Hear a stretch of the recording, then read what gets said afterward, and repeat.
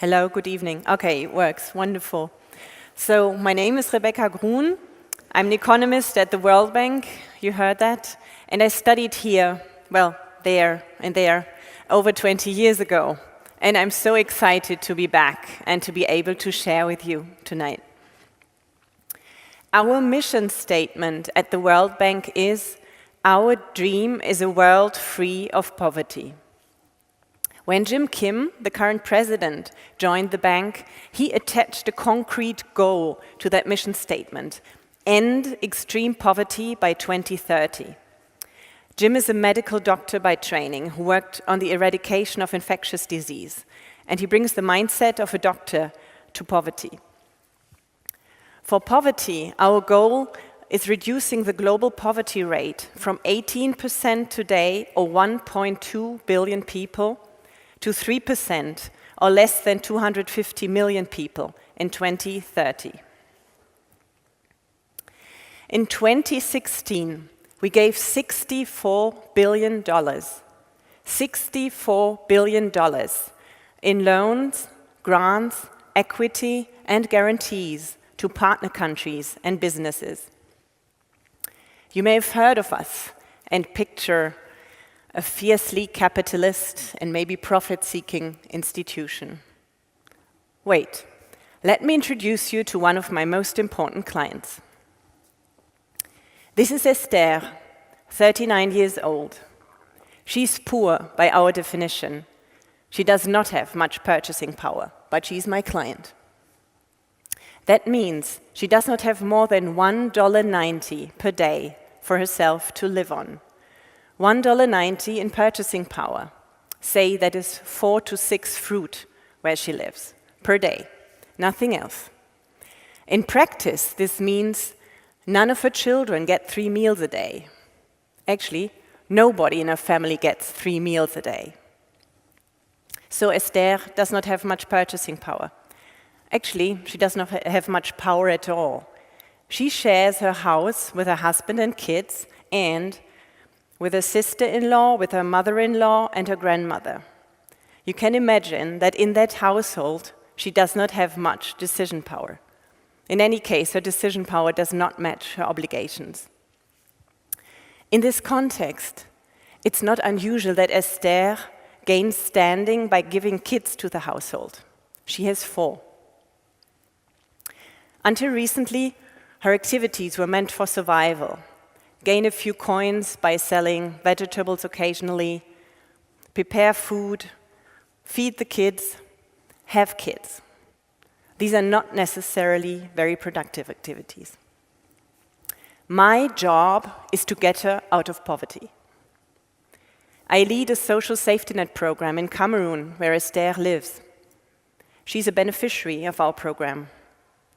How do we work to lift Esther and her family out of poverty to prosperity? We need to make her and her family members more productive. And we do this in 3 ways. This is your important takeaway today. Number 1, insure. In her current situation, Esther's instinct is to reduce any variation in her income because she cannot afford the tiniest unexpected loss. She cannot think about a new business activity or selling something else. What if she doesn't sell? Then she has even less money. But it also means she's keeping her productivity low and her income never rises. So we have to insure her. A safety net project does just that. It is extreme poverty insurance. If you fall below a certain poverty line, you're eligible. You get a regular cash transfer, say $40 every 2 months. That is modest, but it's something in peri-urban Yaoundé, where Esther lives. It would buy about 5 additional meals per week. This is what we call a social safety net, the net you should fall into when you fall into poverty. And there's evidence that this works. Social safety nets, i.e. insurance, are a key ingredient for poverty reduction.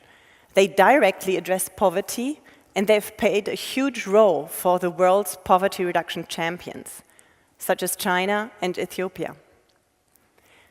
China's Dibao program is a centuries-old social safety net, which we at the World Bank are currently making more modern together with the Chinese by adding, for example, a management information system with biometric information about all beneficiaries. And Ethiopia's productive safety net program is improving the nutrition of beneficiaries by insuring them against economic shocks. At the World Bank, we currently take the insurance part of our work to a new level. We work at the country level. We provide climate insurance and pandemic insurance.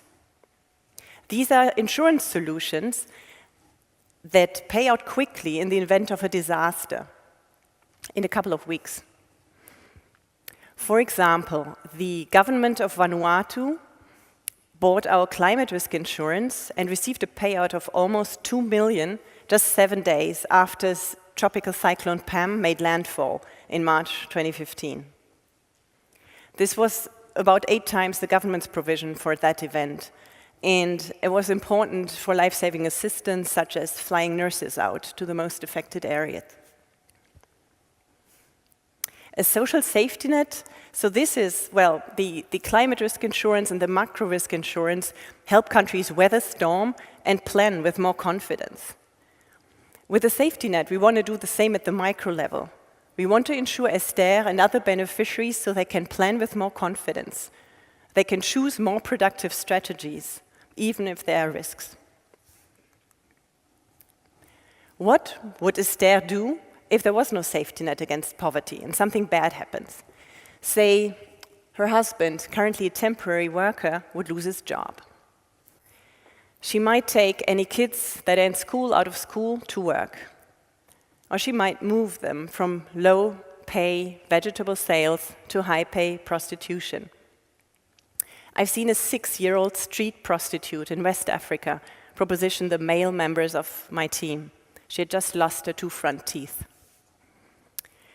Another harmful strategy that Esther could use is selling family assets, such as kitchen tools, animals, or a bike, if they have one. We have to insure her to avoid bad coping strategies. There's strong empirical evidence that social safety nets do that well. For example, in Indonesia, a safety net program together with a scholarship made sure children stayed in school during the financial crisis. And again, Ethiopia's productive safety net program had 60% of beneficiaries report that they no longer need to sell assets for food since they joined the program. For Esther, we want to be sure that she does not make choices that deplete her household's capital. We want them to build assets in every dimension. Not only do we want to insure her, we want to invest in her, and for her to invest. So here's your takeaway number 2. In our fight against poverty, we need to invest. Well, one of the most powerful investments is education. You're doing that right now. Your professors and university staff are doing the same. They're investing in education by sharing their wisdom and skill set. When Esther entered our program, she struggled to send her kids to school. It was very much on and off. Their school fees, their lost wages when kids go to school. And leaving them in school after primary costs more money. More fees, more equipment. Investment's not only about education, it's about various dimensions of human capital, of course. It's about good health, it's about nurturing young children. Parental time is one of the most profitable investments into children. Less children means more parental time per child. Family planning is an investment. The biggest poverty reduction successes on the planet all needed a massive human capital push. China, Taiwan, Thailand, and Vietnam. No major sustained poverty reduction has done it without this. Vietnam, for example, had a big program building schools in the countryside and making sure that the children complete primary and secondary school. The percentage of people in poverty in that country fell from 58% in the early 1990s to well below 10% in 2010. This is what we would like to achieve in Cameroon, currently at 38%. A social safety net program can serve people in multiple ways. In addition to ensuring against extreme poverty, we can encourage households towards building human capital. In Cameroon, we asked Esther to sign a contract, and I've brought some for you to look at.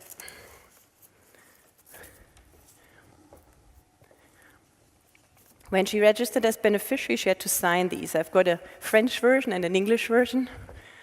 You can have a look. You see there's one side for literate people, there's one side for illiterate people.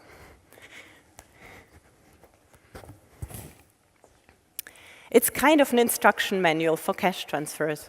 It contains a series of commitments the household makes in education, in health, in nutrition, and in savings. Paying school fees, sending kids to school every school day, taking sick members to the doctor, giving children and pregnant women 2 to 3 meals a day, and joining a savings group, among many other commitments.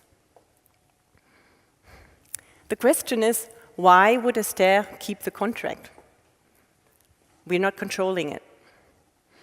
She could just sign and forget about it. We wanted to find that out and conducted a rigorous impact evaluation. We used a randomized controlled trial.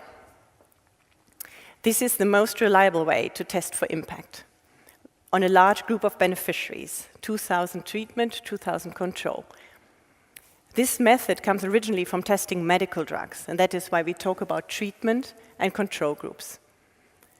Applied empirical economists use the method a lot, and you have a lot already, or you will soon learn about it.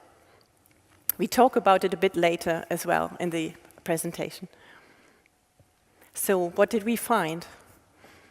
The results are very uplifting. The moral contract works. The program beneficiaries ate better and became overall healthier. They improved the condition of their houses and their overall poverty went down. In addition, kids' school enrollment increased and they participated more as citizens.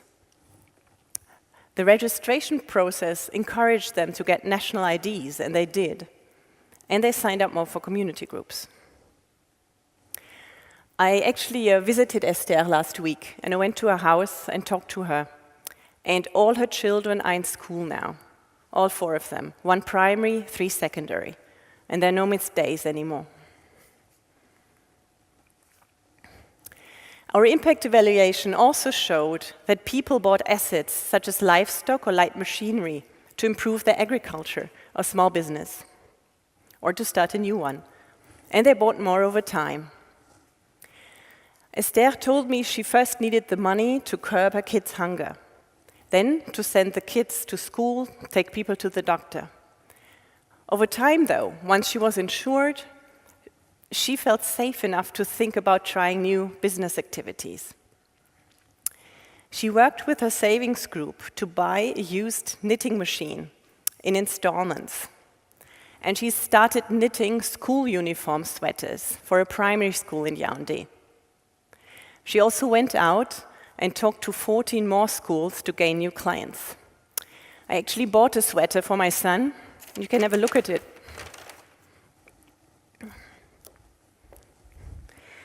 There's a smell. Please don't be afraid. That's indoor pollution. It comes from firing your kitchen with mixed garbage. Who wants to start?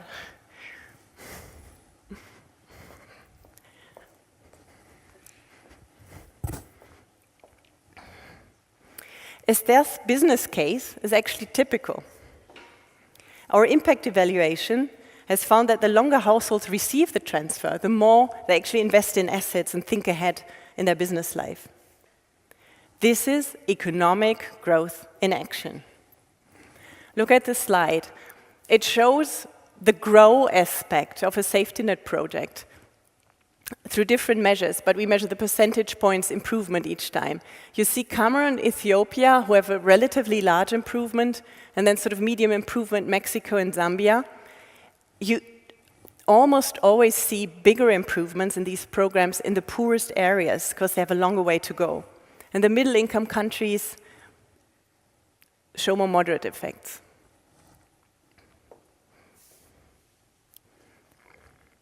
Here's your third important takeaway: grow.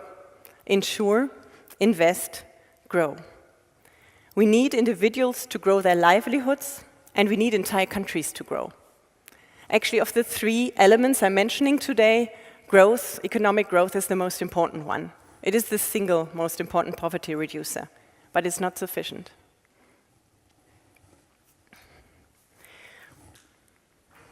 Safety net projects across the world support communities and countries in their economic growth.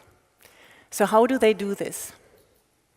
Well, number one, as their story is typical. They invest in assets, they grow their businesses. But second, a cash transfer always has ripple effects into communities that did not receive it. How can the beneficial effect of cash arrive in a community where it wasn't paid out in the first time?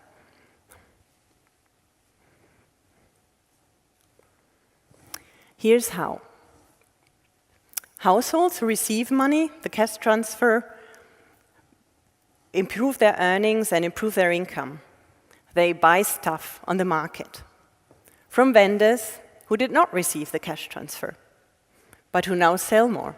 So these vendors are now better off. Alpha, the T is treatment, the NT is non-treatment. So alpha T is the effect on the treated group, NT is the effect on the non-treated group. Once the vendors are better off, they buy more too. From people that did not receive the cash transfer and from people that did receive the cash transfer. There are beneficial effects in both directions. And this is exciting. This is economic growth in action.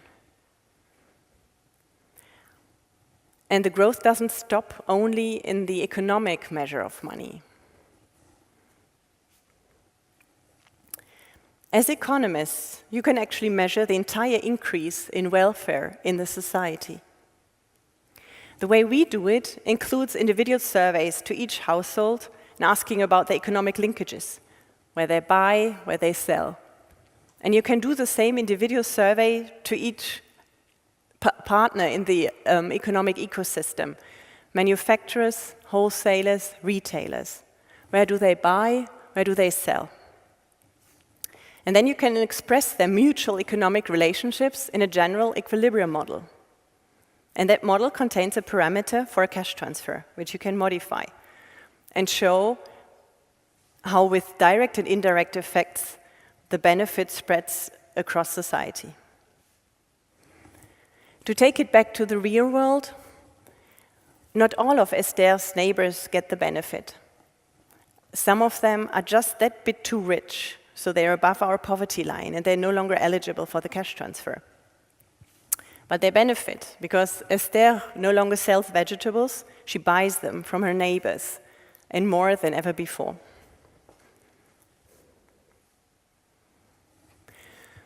We want to create many experiences like Esther's. In a first step, reducing the number of people living on less than $1.90 per day to fewer than 250 million by 2030. That is an ambitious task. The international community can help, but it will have to be done country by country. And we need your help, too. You can influence the bilateral and multilateral development policy in your country to focus on poverty reduction and a concrete goal. If you're interested, you can tell your bank to invest your money into the World Bank's climate bonds and pandemic bonds. The pandemic bond just came out last June. Engineering the poverty reduction I'm talking about will require taking 40 million people out of poverty every year for the next 13 years. 13 years. That's half a generation. It also means You will be the generation that makes it happen.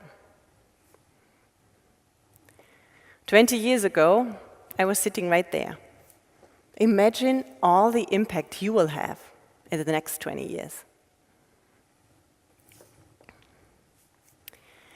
I spoke to Esther about this last week, and I realized she still struggles to think one generation ahead. She struggles to formulate dreams and aspirations for her kids.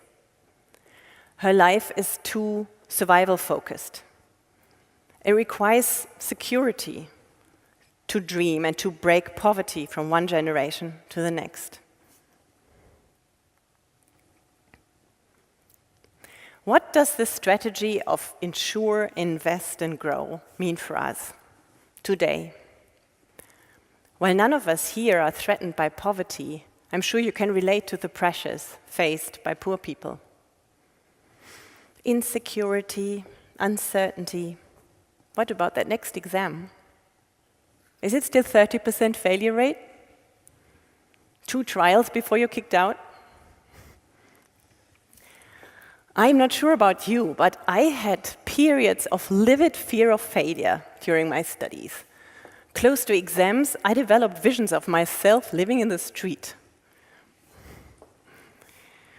The risk of failure, and I limited my activities strictly to those beneficial to getting to the next exam. Few outings, few parties, few holidays. But the risk of failure is not that radical in reality, but all the more in our heads. I wish I could have told myself that 20 years ago. In that situation, too, the triad of insure, invest, and grow can be used.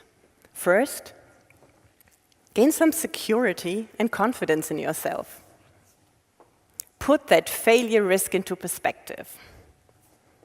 Switzerland has a safety net, by the way, the Sozialhilfe, but you will very likely not be in a situation to have to touch it.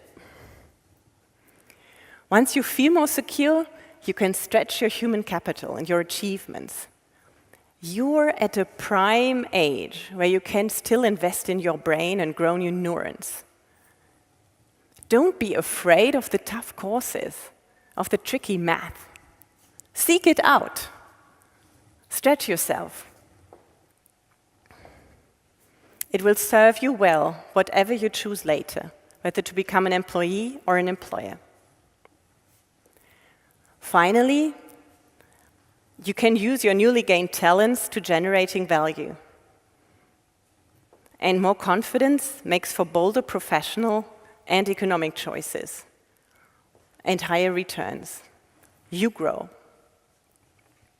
And I trust you will invest your growth into things that make an impact. Thank you.